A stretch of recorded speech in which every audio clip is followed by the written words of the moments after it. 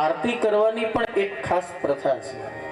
આરતીનો અર્થ એવો નથી કે હાથમાં ધૂપિયું લઈને કે થાળી લઈ અને સીધે સીધું નીકળી પડવું. આરતી છે 14 લોક છે એમની પૂજા છે. શિવ મહાપુરાણની અંદર સ્પષ્ટપણે લખ્યું છે પાદો ચતુર્વારમ, પગમાં 4 વખત આરતી થવી જોઈએ.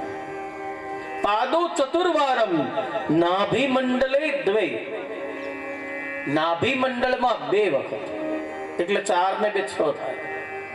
મુખે એકમ, મુખ ઉપર 1 વખત એટલે 7, અને સર્વાંગે સપ્તમમ તથા, આખા અંગની અંદર સર્વ અંગની અંદર 7 વખત, એમ કુલ મળી અને 14. એ 14 લોકની આરતી.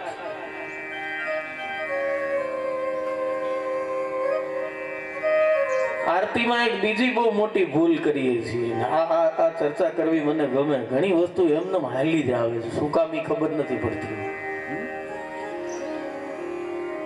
આરતી કરીએ ને, આર્ત શબ્દનો અહીંયા પણ રોજ ગવાય છે આપણે મંગલાચરણમાં, સમસ્ત ભક્તાર્થ વિનાશનાની ગોવિંદ દામોદર માધવેદી સમસ્ત ભક્ત, હે સમસ્ત ભક્તોના આર્ત. આર્ત એટલે દુઃખ. આરતી છે એ શું છે? ભગવાનના દુખડા લઈએ છીએ આપણે. બહેનો જેમ ભાઈના દુખડા લઈએ ને, ભક્તો ભગવાનના દુખડા લે, એ આરતી છે.